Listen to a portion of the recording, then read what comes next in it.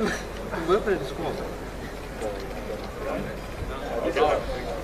you, thank you.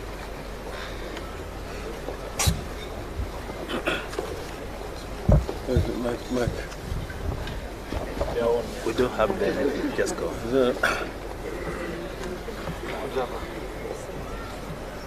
Are you ready? You ready?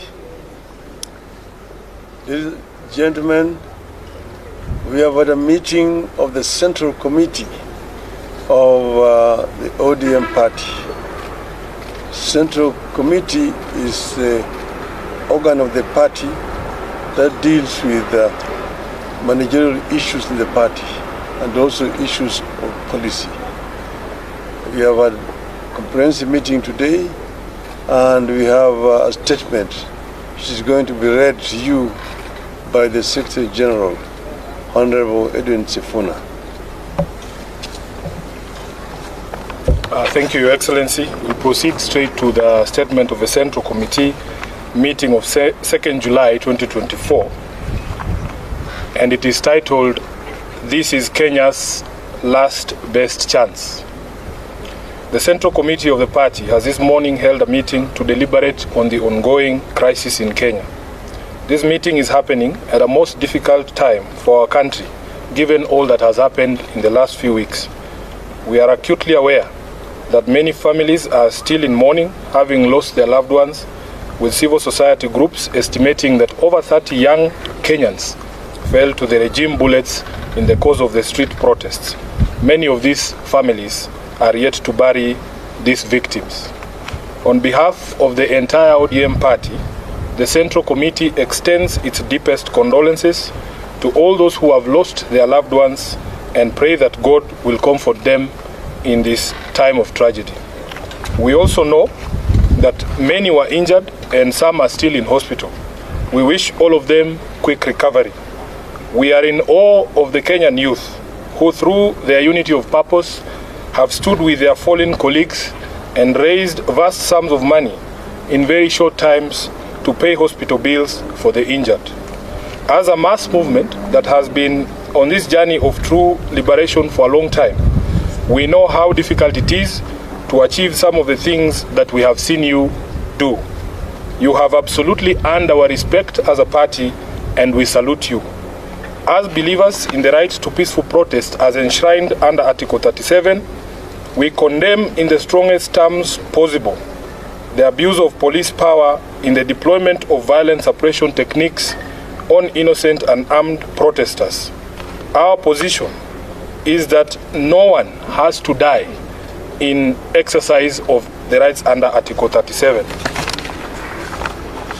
We further condemn the ongoing arbitrary abductions of innocent Kenyans who are carted away in the most violent and inhumane manner and held incommunicado for days. As we speak, the reports are that upwards of 50 individuals have been illegally abducted and their whereabouts remain unknown. To make it worse, it is clear that no one in government is ready to take responsibility, to render an apology, or to make amends. The head of state himself has tried to distance his regime from these killings, injuries, and abductions, instead conjuring up theories when everyone can see the blood on his hands. We have the most callous, insensitive, and obtuse regime in the history of Kenya. It is no wonder that chants of Ruto must go are ringing out all across our land. Government must never abdicate its responsibility to protect life and the property of its citizens. And if it does, as Ruto has done, it deserves to go. As a party that was founded on the tenets of social justice, we shall walk the journey of bringing about justice and accountability for all of the regime's crimes since they took power. We stand with the people in their quest to liberate themselves politically, socially, and economically. Kenyans asked us to stand with them against the punitive tax proposals in the finance bill, and we did. Of the 115 members of the National Assembly who stood with the people and voted against the bill on the floor, 73 were in fact members of ODM. We applaud these great patriots and thank them for being true representatives of the people. As a party, we celebrate you for being on the right side of history, and the party has charged the Honorable Opio and I and the whip, Junet Mohammed, to convey this message to each individual member who stood with the people of Kenya. Sadly, a few of our members went against the wishes of the people and sided with the oppressor, and we will speak to the consequences shortly. In light of this state of affairs, the meeting has resolved as follows. Number one, that it is time for all of us in the political leadership to begin to listen. Listen to what the people are saying and not to our own voices. The young people have spoken in plain language that should be clear to everyone. Let's not be vague. Let's just do what the young people are telling the government to do. Number two, we consider this to be Kenya's last best chance. The youth have given our country our last best chance. We either seize it and swim with it by implementing all their demands, or we ignore it and sink the country altogether. Number three, that the Kenya Kwanza regime must take full responsibility for all the deaths, injuries, and destruction of property arising from the violent suppression of peaceful protests. The president must publicly direct his security organs to forthwith seize the ongoing abductions, an exercise that we believe is being undertaken with his full approval and the approval of the state. He must account for and order the release of all detainees abducted by these security agencies. Number four, that the Independent Police Oversight Authority must expedite investigations into all these incidents, including allegations of mass murder by police in Githurai and in Rongai. We were shocked to watch the president claim on live television that only one life was lost. It tells you how out of touch with reality he is. Number five, that in our view, what happened on the 25th of June 2024 amounted to a vote of no confidence in the Ruto regime. It is clear that this fact is totally lost on Ruto. It is reflected in his petulant proposals on how we manage our economy following the rejection of his tax bill. Instead of focusing on cutting wastage, opulence, and corruption in his regime, he is hitting back at the Kenyan people with threats to cut funding for the judiciary and the county governments. Six, that the ODM party will support credible austerity measures in the executive and in parliament.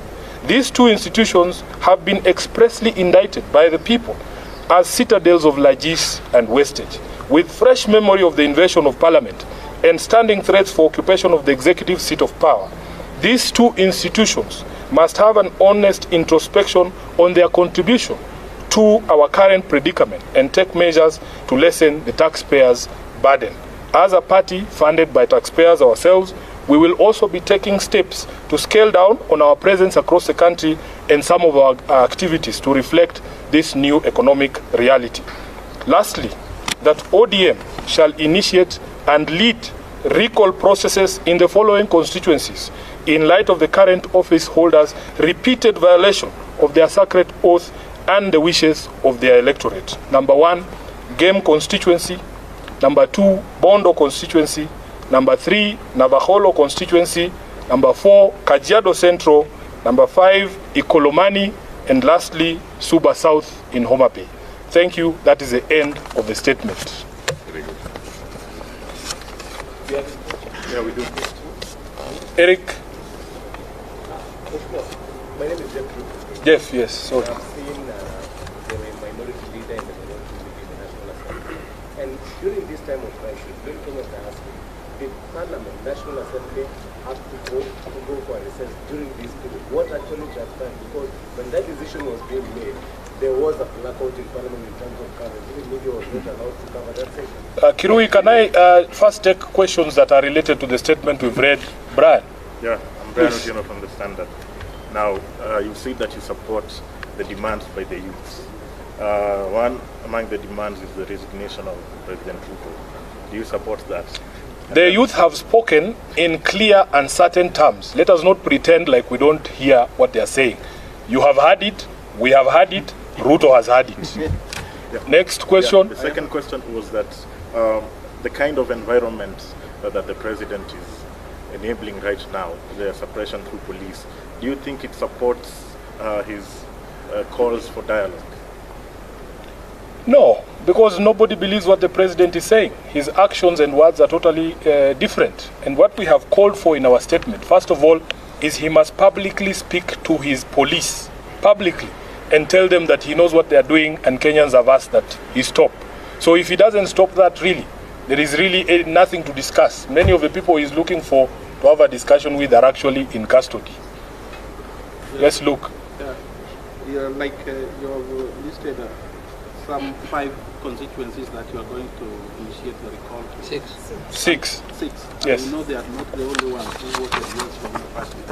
How did you arrive at the 5? And then secondly... Yes, the criteria was very simple. In our statement we have said repeat offenders. Those who voted against the wishes of the people in 2023 and again did it in 2024 because there are few who met their Damascus moments this year. There are some who voted no. Yes, this is the criteria we have applied, look, and we want to be able to focus on these 6 as a lesson to all the others. Is there any other question? Thank you. Thank you. Thank you very much. Asanteni sana.